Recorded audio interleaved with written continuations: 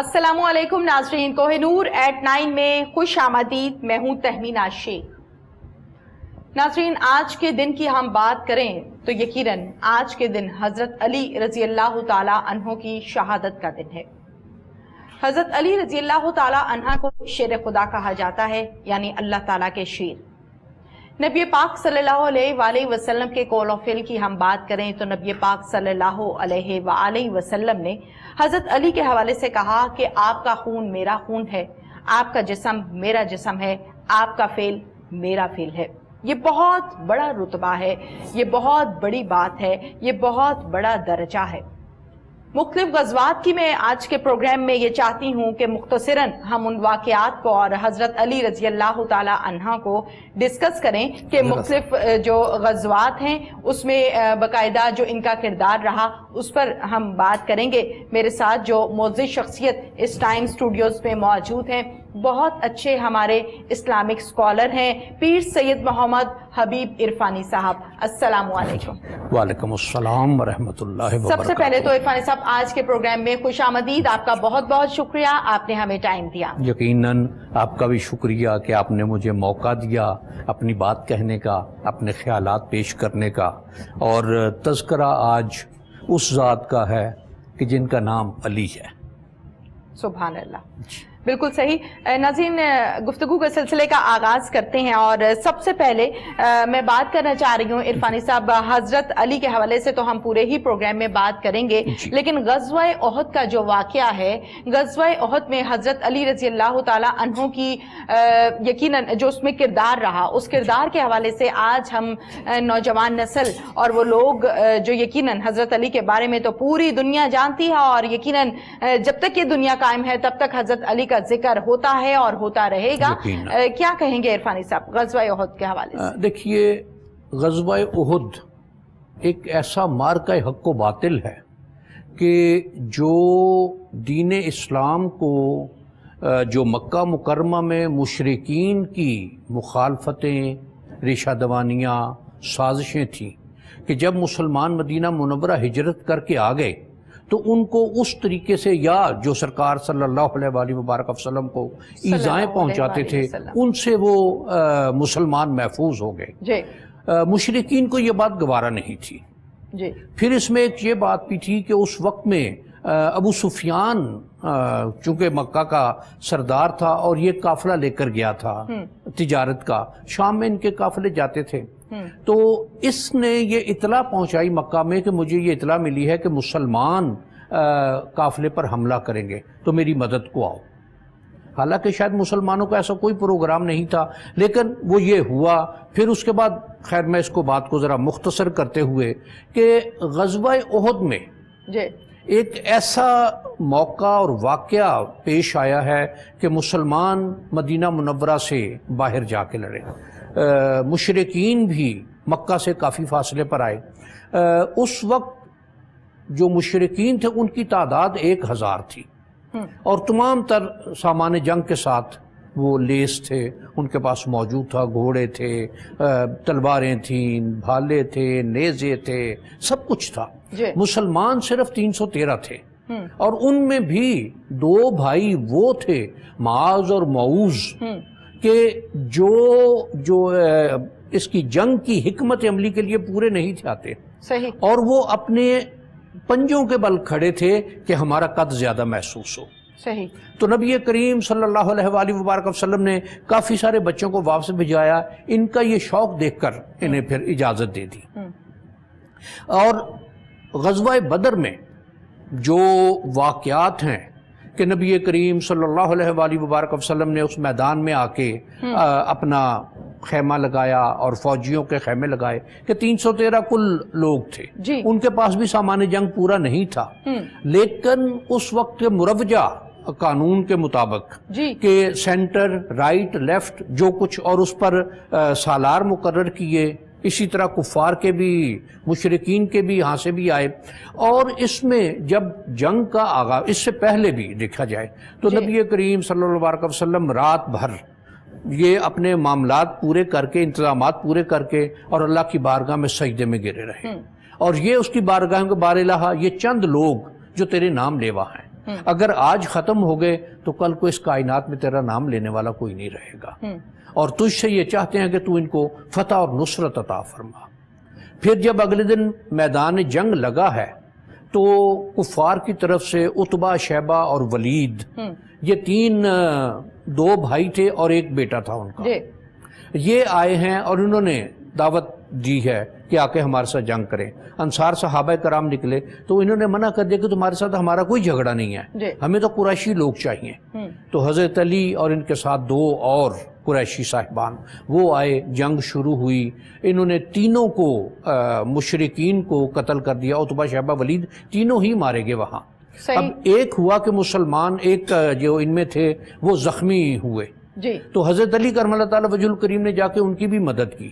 پھر اس کے بعد پھر جب جنگ چلی ہے تو پھر کفار مشرکین اپنا سب کچھ چھوڑ کر بھاگے ہیں۔ اور یہ فتح، اس میں ایک اور بات کہ مکہ غزوہ بدر میں تقریباً 72 مشرکین جہنم واصل ہوئے، قتل ہوئے، تو ان میں سے جو غالب روایات ہیں ان کے مطابق 37 مشرکین کو آپ نے قتل کیا، 33 کی بھی آتی ہے لیکن زیادہ جو ہے کہ 37 کی، کہ وہ طاقت کا انداز کیا ہے، وہ تلوار چلانے کا انداز کیا ہے کہ وہ جو کوئی سامنے آیا پھر بچ کر نہیں گیا، تیزی اور شدت ہے، تیزی اور شدت اس میں۔ صحیح۔ غزوہ بدر کو جیسے ہم نے ڈسکس کیا ہے اور آپ نے مختصر سا واقعہ جو ہے ہمارے ناظرین کو سنایا ہے، عرفانی صاحب یہ بتائیے، غزوہ خندق کی ہم بات کریں تو یقیناً بچپن سے ہم اسلامیات کی کتاب میں بچوں کو بھی غزوہ خندق، غزوہ بدر، غزوہ احد کے حوالے سے بتاتے چلے آ رہے ہیں، کیونکہ آج حضرت علی کی شہادت کا دن ہے، تو غزوہ خندق کا بھی میں چاہتی ہوں کہ ہم مختصر سے الفاظ میں ضرور ذکر کریں۔ جیسے کہ عرب کی ہم بات کریں تو اس ٹائم ایک دوسرے کو بھتیجے کہا جاتا تھا، اور حضرت علی کا جو کردار ہے وہ تو ماشاءاللہ سبحان اللہ یقیناً تمام جنگوں میں بڑا اہم رہا اور ہمیشہ کامیابی سے لوٹے، اور مشرکین کی جانب سے یہ کہا جاتا تھا کہ حضرت علی کو شہید کرنا سب سے مشکل کام ہے۔ تمام غزوات میں بے پناہ کوششیں اور اپنے پریکٹس بھی کرتے رہے لیکن کامیاب نہ ہو سکے۔ شہادت کے واقعے کو میں ڈیٹیل کے ساتھ اس پروگرام کے اختتام پر ڈسکس کروں گی اور اپنے ناظرین کے سامنے بھی ہم رکھیں گے، لیکن غزوہ خندق کی جو اسپیشیلٹی ہے، یقیناً حضرت علی کا کردار ایسا ہے جس کو ہم ایسے کئی پروگرامز میں بھی ڈسکس کریں تو وہ پروگرامز پورے نہیں ہوتے، وہ کردار پورا نہیں ہوتا، لیکن غزوہ خندق میں جو تلوار چلائی گئی بھتیجے پر، اس سے 2 ٹکڑے ہو گئے، وہ واقعہ ذرا ڈیٹیل سے سنائیں۔ دیکھیے، غزوہ خندق مارکوں میں ایک ایسا مارکہ ہے کہ جس میں مشرکین اپنی تمام تر طاقت، جتنا کچھ ان کے پاس موجود تھا اور جتنا وہ اکٹھا کر سکتے تھے وہ سارا کچھ لے کر آئے، اور اس میں جس طرح سے روایات ہیں کہ گانے والیاں بے شمار تھیں کہ جو فوجیوں کے دل بہلانے کے کام آئیں، اور ہر روز 9 یا 10 اونٹ ذبح کیے جاتے تھے فوجیوں کے لیے، اتنی بڑی فوج تھی۔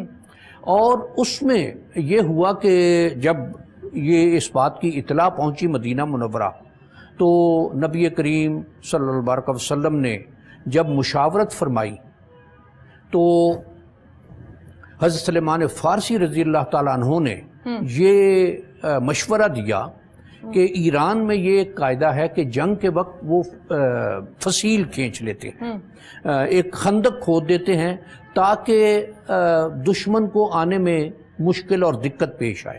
آپ نے اس بات کو پسند فرمایا اور وہ خندق کھودی گئی۔ اس خندق کے کھودنے میں بھی کہ ایک جگہ پر مسلمان خندق کھود رہے تھے تو ایک پتھر نہیں تھا ٹوٹ رہا، تو آپ کو اطلاع کی گئی، آپ تشریف لائے اور آپ نے کدال کا ایک ہی وار کیا اور پتھر ٹوٹ گیا، پتھر ٹوٹ گیا۔ اس وقت کچھ صحابہ کرام نے اپنی بھوک کی شکایت کی کہ بھوک بہت ہے اور ہم پیٹ پر پتھر باندھ کر یہ کام کر رہے ہیں، تو اس وقت نبی کریم صلی اللہ علیہ وآلہ وبارک وسلم نے اپنی قمیض مبارک اٹھائی تو اس پیٹ پر بھی 2 پتھر بندھے ہوئے تھے۔ یہ اس کی تیاریوں کے دوران یہ کیفیت تھی، اور اس میں جب کفار کا لشکر پہنچ گیا تو ان کے لیے یہ بالکل نئی چیز تھی خندق کا ہونا۔ کوشش کی، بہت جگہ سے انہوں نے نہیں پار کر سکے۔ ایک ان کا رکن تھا ابن عبد ود، اس کے بارے میں وہاں یہ بات مشہور تھی کہ یہ اتنا بڑا شاہ سوار ہے، اتنا بہادر ہے کہ 1000 سوار اس کے سامنے آ جائیں تو یہ ان پر بھی بھاری پڑے گا۔ یہ اس نے اپنے گھوڑے کو ایڑ لگائی اور اس نے خندق، اس کے گھوڑے نے خندق پار کر لی، اور آ کے اس نے جب دعوت دی تو حضرت علی کرم اللہ تعالیٰ وجہ الکریم نکلے باہر، اور اس موقع پر نبی کریم صلی اللہ علیہ وآلہ وبارک وسلم نے آپ کے لیے ایک جو بات ارشاد فرمائی کہ کل ایمان کل کفر کے مقابلے میں جا رہا ہے، اس وقت حضرت علی کرم اللہ تعالیٰ وجہ الکریم کو کل ایمان قرار دیا کہ یہ مکمل ترین ایمان ہے، یہ اپنے سر کے بالوں سے پاؤں کے ناخنوں تک ایمان ہے۔ سبحان اللہ۔ یہ ان کے لیے اعزاز، یہ ان کو خطاب عطا فرمایا کہ کل ایمان ہے۔ کہ پھر جب جا کے سامنے کھڑے ہوئے تو ابن عبد ود نے یہ بات کہی کہ ان کے اس وقت کے جو رواج میں کہ بھتیجے میں تجھے قتل نہیں کرنا چاہتا، لیکن آپ نے یہ بات ارشاد میں تجھے قتل کرنا چاہتا ہوں۔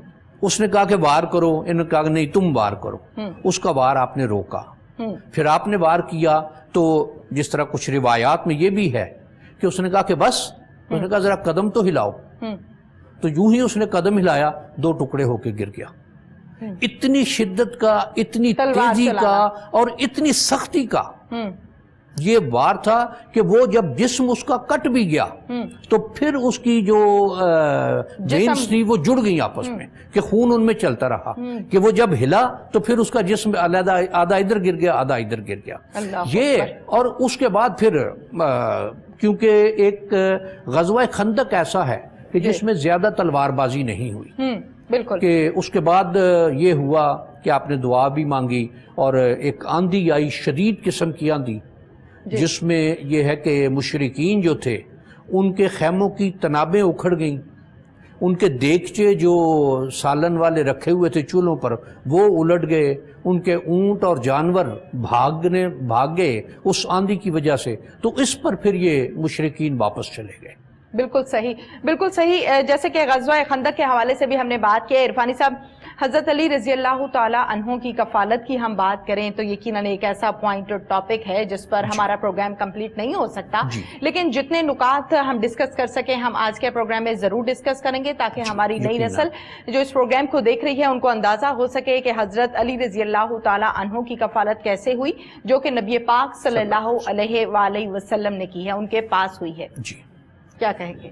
دیکھیے، اس میں پہلی بات کہ نبی کریم صلی اللہ علیہ وآلہ وبارک وسلم اپنی پیدائش کے وقت یتیم تھے، آپ کے والد گرامی اس دنیا سے رخصت ہو کے ہوئے تھے، 8 سال کی عمر میں پہنچے، 6 سال کی عمر میں تو دادا بھی فوت ہو گئے۔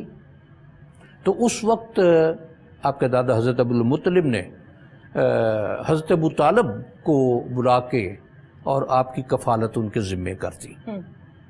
حضرت ابو طالب کثیر العیال بھی تھے اور مالی طور پر اتنے مستحکم نہیں تھے۔ جب آپ لوگ سرکار صلی اللہ علیہ وسلم کفالت سے جب اپنے معاملات میں یا مالی طور پر یا آمدنی کے طور پر فارغ ہوئے یا انڈیپینڈنٹ ہوئے تو آپ نے حضرت عباس اپنے چچا دوسرے جو تھے ان سے مشورہ کر کے، اور یہ کہ حضرت ابو طالب کے ہاں مالی فراوانی نہیں ہے، تنگی ہے، تو کیوں نہ ہم دونوں ان کے ایک بیٹے کو اپنی کفالت میں لے لیں۔ تو یہ جب گئے دونوں چچا بھتیجا حضرت عباس اور رسول اللہ صلی اللہ علیہ وسلم، تو حضرت ابو طالب نے یہ بات ارشاد فرمائی کہ عقیل کو میرے پاس رہنے دو، باقی دونوں کو لے جاؤ۔ تو پھر ان دونوں نے سرکار صلی اللہ علیہ وسلم کے پاس، حضرت علی کرم اللہ تعالیٰ وجہ الکریم آپ کے پاس آئے۔ اور اس میں یہ شاید دیکھی جائے کہ حضرت علی کرم اللہ تعالیٰ وجہ الکریم کی جتنی زندگی ہے، جتنے معاملات ہیں، جتنے علمی معاملات ہیں، جتنے عدالتی معاملات ہیں، جتنے شجاعت کے معاملات یا جو بھی دنیاوی یا دینی معاملات ہیں، وہ اس تربیت کا نتیجہ ہیں جو آپ نے سرکار صلی اللہ علیہ وسلم کی صحبت میں وقت گزارا۔ اس کو ایک شاید دیکھیے کہ جب حکم ہوا قرآن مجید میں بھی یہ ہے کہ اپنے اقربا کو اور اپنے قرابت داروں کو، عزیزوں کو آپ بلا کے دعوت دیجئے. اور جب سرکار صلی اللہ علیہ وسلم نے دعوت فرمائی تو اس کا روایات میں جس طرح ہے کہ تمام انتظام حضرت علی کرم اللہ تعالیٰ وجہ الکریم نے کیا. اور اس میں جب آپ نے یہ بات ارشاد فرمائی کہ مجھے اللہ نے نبوت عطا کی ہے اور اپنی صفات گنوائیں، تو مشرکین جو عزیز رشتہ دار تھے انہوں نے کچھ اور باتیں کی، کوئی نہیں اٹھا، تو ایک حضرت علی کرم اللہ تعالیٰ وجہ الکریم اٹھے. اور روایات میں اس وقت آپ کی عمر مبارک 9 سال کی 9 سال تھی، بعض روایات میں 11 سال بھی آتی ہے، لیکن زیادہ روایات 9 سال کی ہیں. اور یہ بات گزارش کی کہ اے اللہ کے رسول صلی اللہ علیہ وآلہ وبارک وسلم، میں آپ کے اس اعلان پر ایمان لایا، گو میں چھوٹا ہوں، گو میں کمزور ہوں، گو میری ٹانگیں کامتی ہیں، لیکن آپ مجھے جہاں کھڑا کریں گے مجھے وہیں پائیں گے. سبحان اللہ. اور پھر پوری تاریخ نے یہ بات دیکھی کہ جہاں کہیں کوئی مشکل مرحلہ آیا، جہاں کوئی دقت آئی، تو حضرت علی کرم اللہ تعالیٰ وجہ الکریم سب سے آگے ہیں. بالکل صحیح. وہ تلوار چلانے کی بات ہو، وہ قلم چلانے کی بات ہو، وہ محبت کی بات ہو، وہ دشمنوں کے ساتھ لڑنے کی بات ہو، ہر جگہ. ایک واقعہ میں چھوٹا سا گزارش کرتا ہوں کہ ایک موقع پر صلح حدیبیہ کے موقع پر جب مشرکین کے ساتھ صلح کی بات چیت چل رہی تھی تو سہیل بن حنیف یہ مشرکین کی طرف سے ان کا نمائندہ تھا. معاہدہ طے پا گیا. جب لکھنے لگے تو حضرت علی کرم اللہ تعالیٰ وجہ الکریم کو کاتب کے طور پر بلایا گیا کہ آپ لکھیں یہ معاہدہ لکھیں. معاہدہ انہوں نے اوپر لکھا کہ معاہدہ مابین محمد رسول اللہ صلی اللہ علیہ وآلہ وبارک وسلم و سہیل بن حنیف نمائندہ. اس نے اس بات پر اعتراض کیا. اس نے کہا کہ جی ہم اگر رسول اللہ مان لیں تو ہمارا تو جھگڑا ہی ختم ہو جاتا ہے، ہمارا جھگڑا تو اس بات پر ہے. تو نبی کریم نے آپ سے ارشاد فرمایا کہ یہ لفظ کاٹ دو، قربان اس محبت کے. قلم رکھ دیا. اس نے کہا یہ میرے سے نہیں ہوگا، میں رسول اللہ کا لفظ نہیں کاٹ سکتا. سبحان اللہ. یہ اور قربان اس نافرمانی کے. سبحان اللہ. کہ پھر رسول اللہ نے خود قلم لے کے پوچھ کے اور اس پر قلم پھیرا، لیکن آپ نے نہیں قلم پھیرا. یہ محبت کی انتہا ہے. بالکل. اور شاید اس محبت کو گمان میں لانا ممکن نہیں ہے. اور یہ چیزیں دیکھیے تو اس میں اب یہ غزوات کے حوالے سے بھی، غزوہ خیبر کی بات ہو، غزوہ احد کی بات ہو، یا اور حضرت علی تمام تر غزوات میں سوائے آخری ایک غزوہ حنین کے تمام میں شامل رہے. بالکل. اور اس میں پھر آپ کو ایک افسوس بھی ہوا تو آپ نے رسول اللہ نے ارشاد فرمایا کہ اپنے گھر کے لوگوں کی، عیال کی حفاظت کے لیے میں تمہیں چھوڑ کے جا رہا ہوں، اور تم میرے لیے اسی طرح ہو جیسے میرے ساتھ ہارون بمنزلہ موسیٰ. کہ حضرت ہارون علیہ السلام حضرت موسیٰ علیہ السلام کے لیے جو ان کی حیثیت تھی وہی آپ کی میرے لیے حیثیت. بالکل صحیح. سبحان اللہ. عرفانی صاحب، جیسے کہ ہم نے کفالت کے حوالے سے بات کی ہے تو یقیناً کفالت جو حضرت علی رضی اللہ تعالیٰ عنہ کی ہوئی وہ نبی پاک صلی اللہ علیہ وآلہ وسلم کے پاس ہوئی، اور نبی پاک صلی اللہ علیہ وآلہ وسلم نے جس کی کفالت کی ہم اس قابل نہیں کہ ہم اس کو بیان بھی کر سکیں. ہماری اتنی حیثیت نہیں ہے، ہمارا اتنا کردار نہیں ہے، وہ زبان نہیں ہے، وہ الفاظ نہیں ہے کہ ہم ان کے ذریعے بیان کر سکیں. ہجرت کے حوالے سے میں چاہتی ہوں کہ ہم پروگرام میں بات کریں عرفانی صاحب کہ نبی پاک صلی اللہ علیہ وآلہ وسلم اپنے بستر پر حضرت علی رضی اللہ تعالی عنہ کو لٹا دیتے تھے.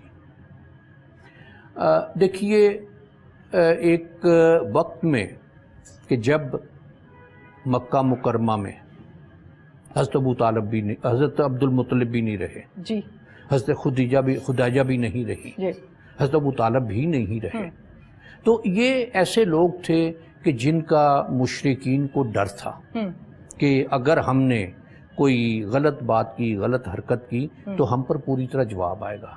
اس کے بعد جو آپ کے اعزا اقربات تھے، ابو لہب ہے، باقی اور لوگ ان میں ایک ابو سفیان بھی ہے، یا اس کا حارث بن ابو سفیان بیٹا ان کے چچا کا، ان لوگوں کے یہ دیکھا جائے تو یہ شاید جو مشرکین مکہ تھے وہ جو کچھ ظلم ڈھانے والے تھے یہ ان سے زیادہ تھے، صحیح، ان میں سب سے آگے بڑھ بڑھ کر تھے۔ اس وقت جب نبی کریم صلی اللہ علیہ وآلہ وبارک وسلم کو ہجرت کا حکم ملا تو اتنے پرآشوب دور میں بھی، جی اتنی مخالفتوں کے باوجود بھی، جی، اتنی دشمنیوں کے باوجود بھی وہ مکہ کے لوگوں کی امانتیں رسول اللہ صلی اللہ علیہ وآلہ وبارک وسلم کے پاس تھی، انہوں نے رکھوائی ہوئی تھی کہ اور سب کچھ ہونے کے باوجود بھی، سب دشمنی کے باوجود بھی ان کو یہ پتا تھا کہ ہماری امانت یہاں محفوظ ہے بالکل۔ اور آپ نے جب یہ پروگرام بنا یہ سارا تو اس میں حضرت علی کرم اللہ تعالیٰ وجہ الکریم کو طلب فرمایا، جو امانتیں تھیں ان کو یہ حضرت علی کو سونپی، اور یہ ارشاد فرمایا کہ صبح لوگوں میں یہ واپس کر کے اور تم مدینہ چلے آنا، مدینہ چلے آنا، اور رات چونکہ دشمن باہر بیٹھا ہوا ہے گھر کے باہر اور وہ قتل کرنے کے درپے ہے، تو تم نے بستر پر لیٹے رہنا ہے کہ ان کو یہ گمان ہوتا رہے کہ بستر پر رسول اللہ ہی آرام فرما ہے۔ اور اس میں یہ روایات میں جس طرح کہ آپ نے چہرے کو بھی ڈھانپے رکھا پوری رات، اور بعد میں کسی نے پوچھا کہ علی کیا کوئی ایسا وقت بھی آیا کہ جب آپ کو یقین ہو کہ ایسی رات آئی کہ جب آپ کو یقین ہو کہ آپ صبح زندہ اٹھیں گے؟ ان کا ایک رات جب مجھے یقین تھا کہ میں زندہ اٹھوں گا۔ وہ کون سی رات ہے؟ کہ یہی والی رات کہ جب رسول اللہ نے مجھے اپنے بستر پر لٹایا اور یہ بات ارشاد فرمائی تھی کہ تم نے مدینہ آنا ہے، تو مجھے یقین تھا کہ مجھے موت نہیں آئے گی، میں زندہ اٹھایا جاؤں گا۔ میں نے لوگوں کی امانتیں جو رسول اللہ کے پاس رکھوائی گئی تھی وہ واپس کرنی ہوگی۔ صحیح۔ تو یہ ایک تربیت کی بات بھی اور ایک معمول کی بات بھی کہ آپ نے جو کچھ یہ اس میں، اور پھر اس کے بعد دیکھا جائے کہ آپ جب مدینہ منورہ کے لیے چلے ہیں تو سرکار صلی اللہ علیہ وسلم مدینہ میں داخل نہیں تھے ہوئے اس وقت تک، ابھی شہر سے باہر ہی گھر تھا جہاں آپ نے پہلے قیام فرمایا، تو آپ وہیں رکے ہوئے تھے، 3 دن آپ رکے، جب حضرت علی تشریف لے آئے تو پھر آگے چلے۔ صحیح، سبحان اللہ۔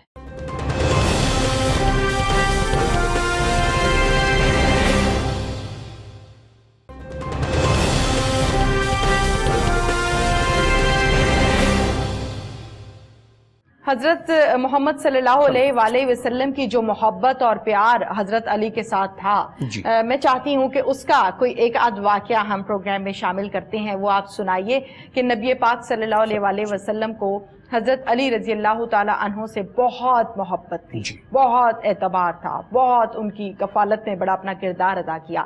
محبت کا واقعہ اس کو دیکھیے، سیدہ خاتون جنت سلام اللہ علیہا کی شادی کی بات، کہ جب حضرت فاطمہ سبحان اللہ سلام اللہ علیہا جوان ہوئی، شادی کی عمر کو پہنچی، تو بہت سے رشتے آئے، ان میں حضرت ابوبکر بھی ہیں، حضرت عمر بھی ہیں، انہوں نے بھی رشتے بھجوائے رضی اللہ تعالیٰ عنہما، لیکن آپ نے کہا کہ مجھے اللہ تعالیٰ کے حکم کا انتظار ہے، کیونکہ اس کے ہاں سے کیا حکم آتا ہے۔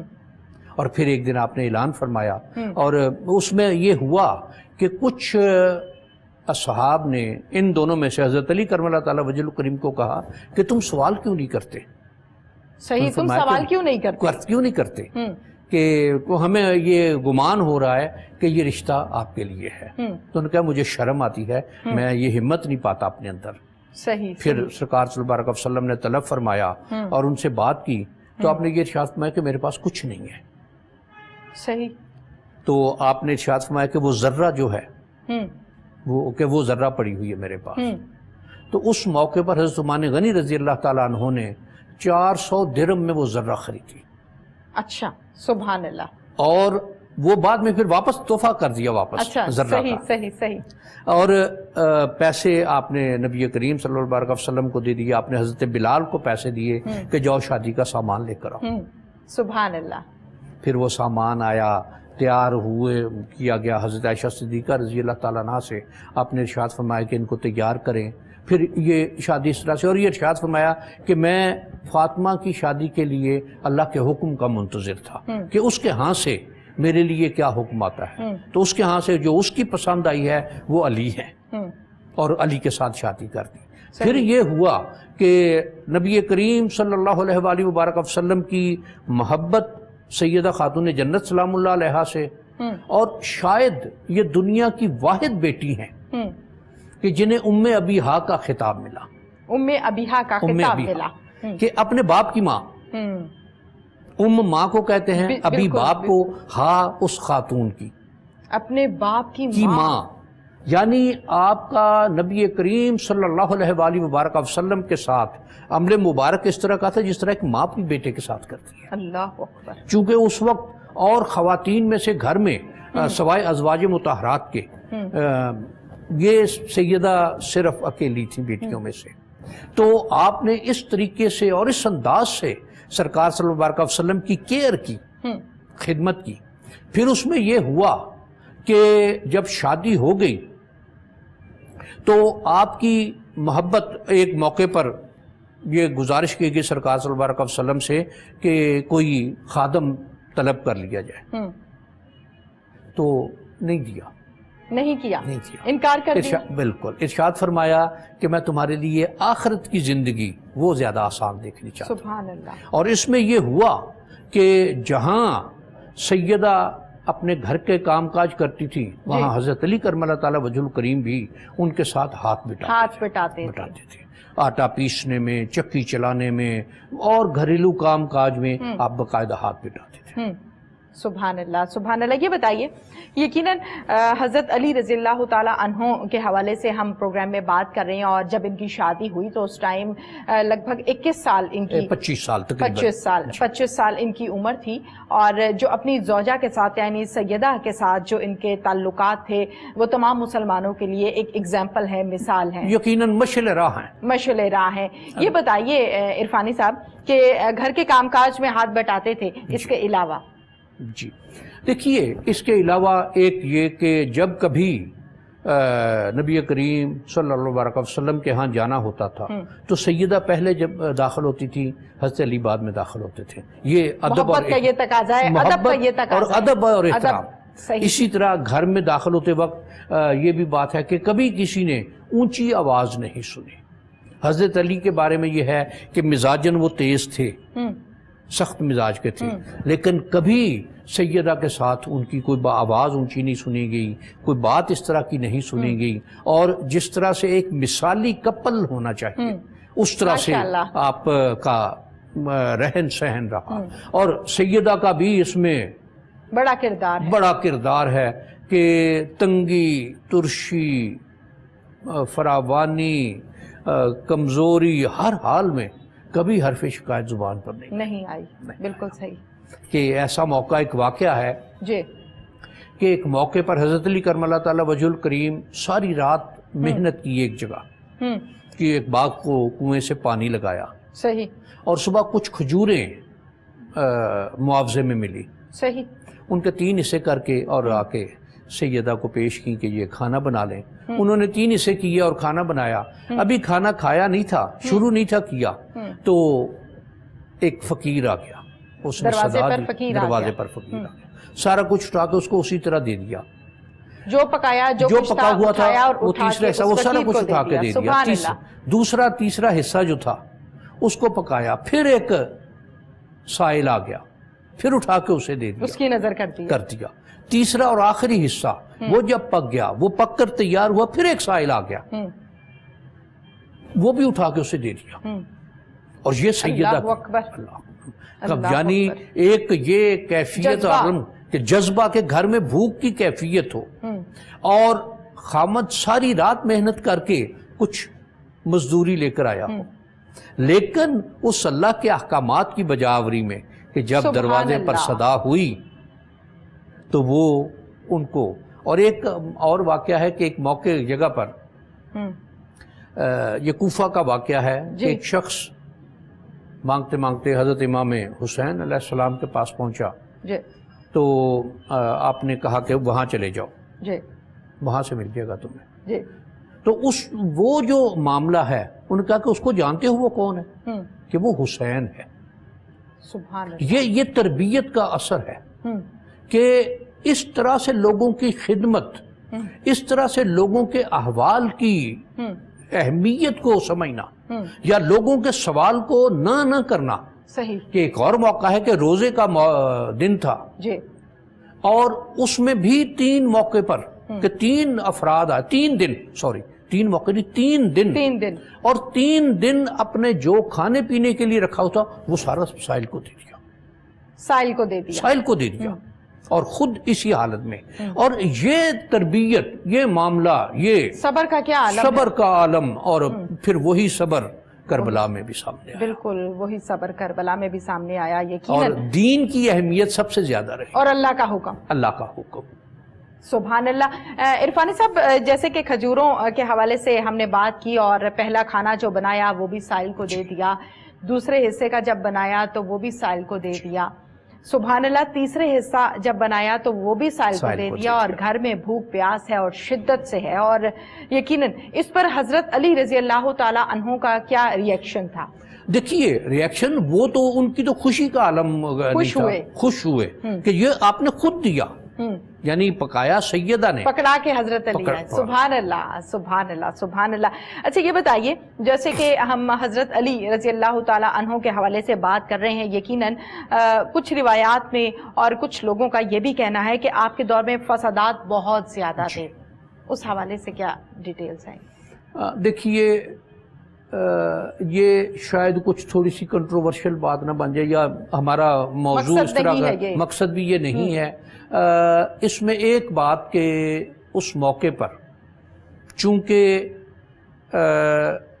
نبی کریم صلی اللہ علیہ وآلہ وبارک وسلم کا ایک ارشاد مبارک تھا کہ میرے بعد 30 سال تک خلافت قائم رہے گی، خلافت قائم رہے گی 30 سال تک۔ اور ہمارے ہاں ایک بہت مسکنسپٹ کیا جاتا ہے کہ خلفائے راشدین 4 کہے جاتے ہیں۔ جی، ہمارے ہاں تاریخ اسلام میں خلفائے راشدین 5 ہیں، جی، کہ حضرت ابوبکر صدیق، حضرت عمر، حضرت عثمان، حضرت علی رضی اللہ تعالی عنہم، اور 5ویں خلیفہ راشد کہ جب یہ خیر بات کی یہ شہادت کے واقعے میں ایک بات آتی ہے جی کہ جب آپ کو ضرب لگی تو آپ نے امام حسن اور امام حسین علیہ السلام کو طلب کر کے فرمایا کہ مجھے ایک ضرب لگائی ہے اس نے، اگر اس چوٹ میں اس زخم سے میری موت واقع ہو جائے تو تم بھی ایک ہی ضرب لگانا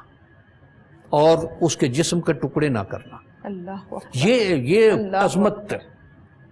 اور اس میں جو معاملہ آیا کہ یہ چیزیں، یہ باتیں کہ حضرت علی کرم اللہ تعالیٰ وجہ الکریم کا اور اپنی اولاد کے ساتھ جو معاملہ اور تعلق رہا، یقیناً اس کو کسی بھی حال میں، کسی بھی انداز میں، کسی بھی طرح سے جو اس کائنات کی تربیت کے لیے ہر طرح سے استعمال کیا جا سکتا ہے۔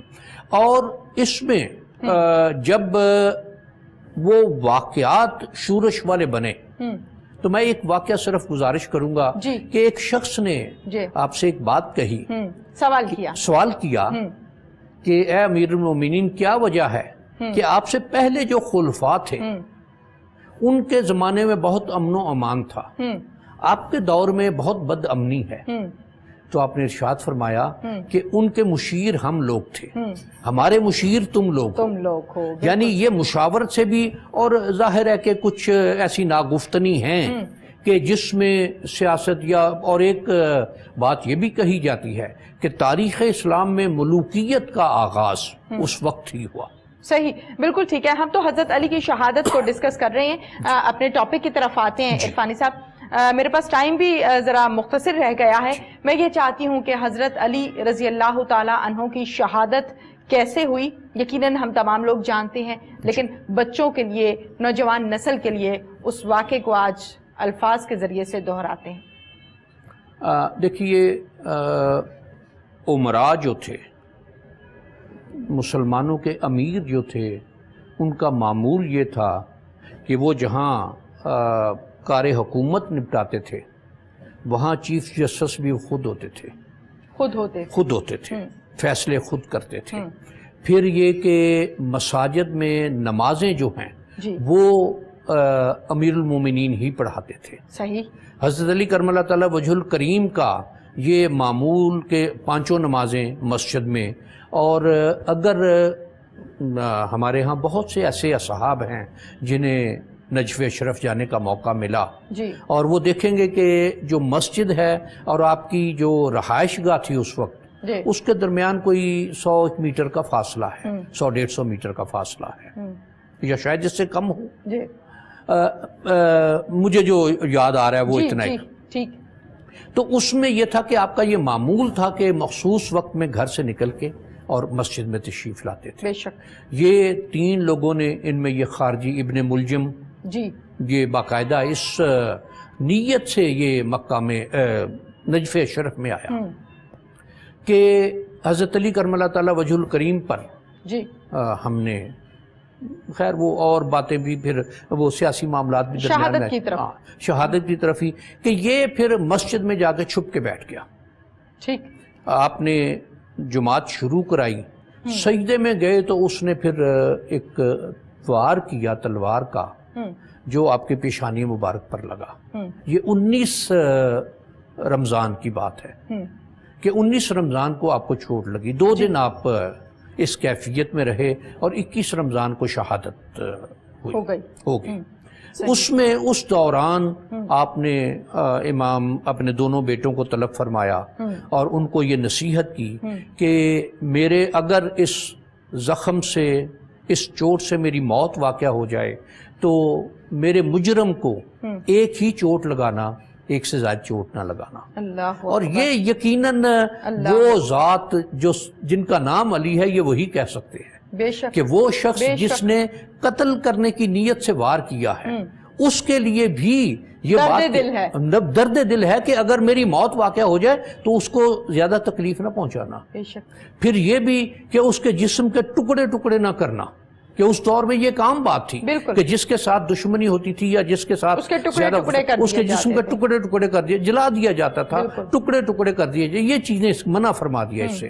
اور اس میں پھر لوگوں نے جب یہ پوچھا کہ کیا آپ کے بعد امام حسن کو خلیفہ بنا دیا جائے، ان کا میں نہ منع کرتا ہوں نہ کہتا ہوں، نہ اس کی تاکید کرتا ہوں نہ اسے منع نہ کی، یہ تم لوگوں کا کام ہے۔ اگر تم اپنے لیے مناسب سمجھتے ہو تو انہیں امارت سونپ دو، اگر مناسب نہیں سمجھتے تو مت سونپنا۔ یہ بتائیے عرفانی صاحب، یقیناً حضرت علی رضی اللہ تعالی عنہ کو آج کے پروگرام میں ہم نے یقیناً ان کے بارے میں باتیں کی ہیں، واقعات بیان کیے ہیں۔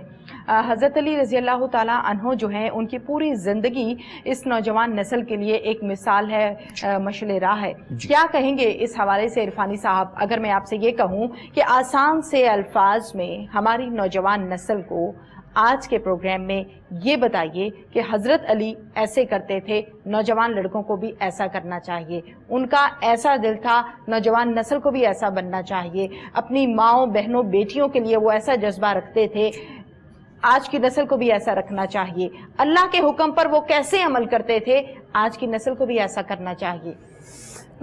اس میں دیکھیے ایک شے، ہم یہ ایام مناتے ہیں، ہم ان کا تذکرہ کرتے ہیں جب ان کا دن آتا ہے، یہ وہ ذاتیں ہیں جو مینارہ نور ہیں، سبحان اللہ، کہ یہ اور ایسا مینارہ ہیں کہ جن کی چمک کبھی ماند نہیں پڑے گی، جن کی روشنی کبھی رہتی دنیا تک رہے گی، جب تک یہ کائنات موجود ہے۔ ان کے عمل، اب ایک نہج البلاغہ میں آپ کے جو صرف ایک چیز دیکھی جائے اس میں کہ جو انہوں نے اپنے اعمال کو حکومت کرنے کے طریقے لکھے ہیں، کہ اس میں بلا تخصیص کہ یہ حاکم کے لیے یہ تخصیص کرنا یا اس بات کو سوچنا یا جانچنا ضروری نہیں ہے کہ کون مسلمان ہے اور کون نان مسلم ہے، کون بڑا ہے اور کون چھوٹا ہے، سب کے ساتھ ایک جیسا سلوک، یہ۔ اور آپ دیکھا جائے تو آپ نے اپنی پوری زندگی یہی کچھ کیا۔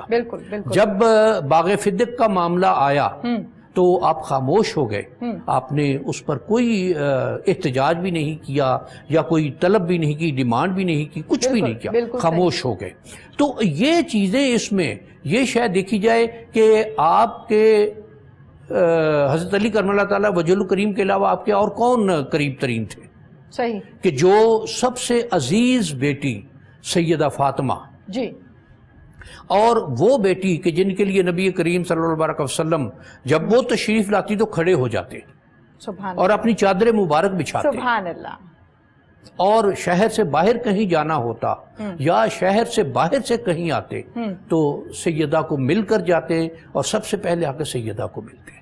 یہ اتنی بڑی ذات، اتنی بڑی بات، لیکن اپنی زندگیاں کس طرح گزاری انہوں نے، دین کے احکامات سامنے رکھے، پیش نظر رکھے۔ آج کی ہماری زندگیاں، ہماری آج کے دور میں اگر دیکھا جائے تو اگر ہم یہ کہیں تو آج کے معاملات ہمارے جو ہیں ہمارے دین سے دوری کی وجہ ہے، دوری کی وجہ کہ جو خلفائے راشدین ہیں ان کے اعمال اگر دیکھیں، ان کے عمل دیکھیں۔ بس میں ایک اس میں درمیان میں ایک بات کہوں گا کہ حضرت عمر فاروق رضی اللہ تعالیٰ عنہ کا، کہ آپ کے پاس ایک جگہ کھڑے تھے، ایک یہودی بوڑھا بھیک مانگنے کے لیے آیا تو آپ نے اس کو تھوڑا سا ڈانٹا، اس نے کہا جی جب تک میں جوان تھا میں جزیہ دیتا رہا ہوں، اب میرے میں ہمت نہیں ہے تو میں بھیک مانگ رہا ہوں، تو آپ نے اس کے لیے بھی بیت المال سے اس کا فنڈ مقرر کر دیا۔